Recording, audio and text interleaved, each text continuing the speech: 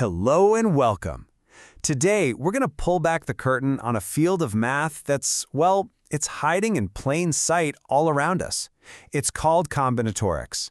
And to get our heads around it, we're actually going to peek over the shoulder of a real university course to see exactly how these powerful ideas get taught. So, let's jump right in. But first, let me ask you something. Think about your favorite music playlist. You know, maybe it's got 10, 20, maybe 50 songs.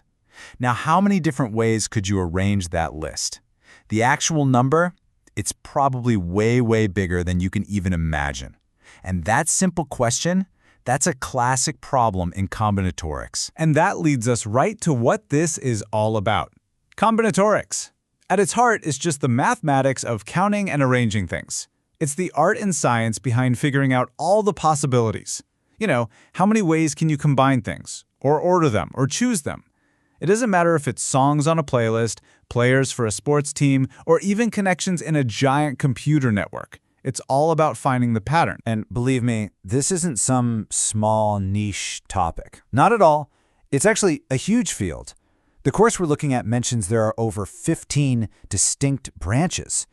You've got things like graph theory, which is all about networks, and enumerative combinatorics, which is, well, it's the pure art of counting.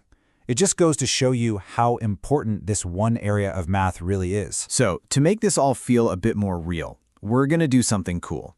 We're going to analyze an actual course syllabus for a class called MTH0050, Combinatorial Mathematics.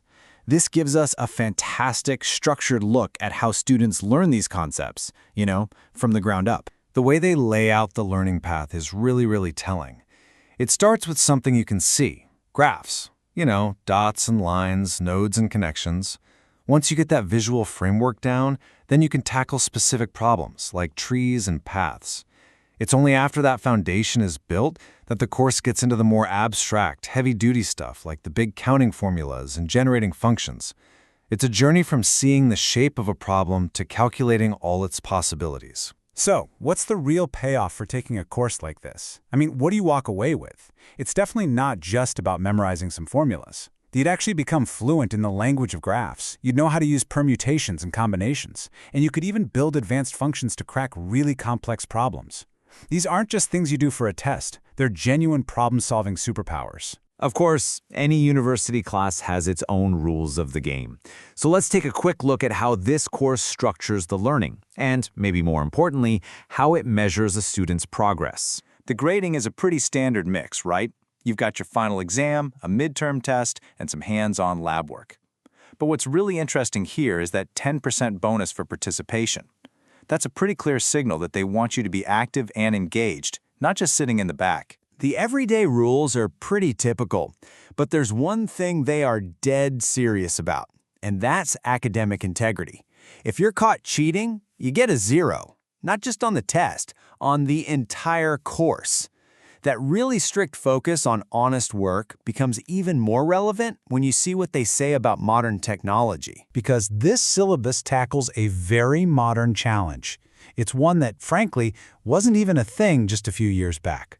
The use of AI chatbots like ChatGPT. And the policy here is, well, it's fascinating. It doesn't just outright ban these tools. Instead, it makes a really critical distinction. Using an AI to help you understand a concept, that's okay. But just copying and pasting an answer without a genuine understanding, that's considered a severe breach. The whole point isn't about finding the answer. It's about developing the thinking to get there yourself. Okay, so we've looked at how it's taught, we've seen the rules, but let's zoom back out to the big picture.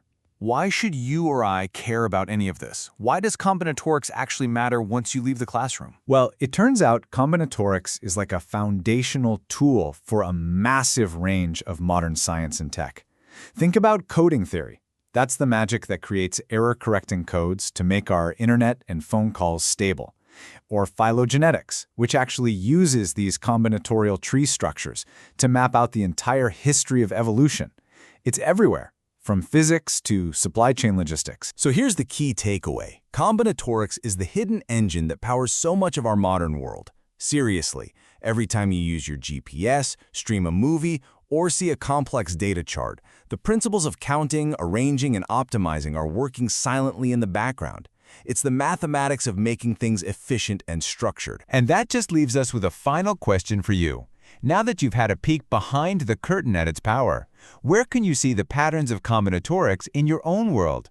Is it in how you organize your daily schedule, the different routes you could take to work, or all the little choices you make every single day? The patterns are absolutely everywhere, you just have to know how to look for them. That's the end of today's talk. Thank you for listening. If you have any questions you'd like answered or topics you'd like us to explore, please leave a comment below the video. And don't forget to support the channel with a like and a subscribe. See you in the next episode.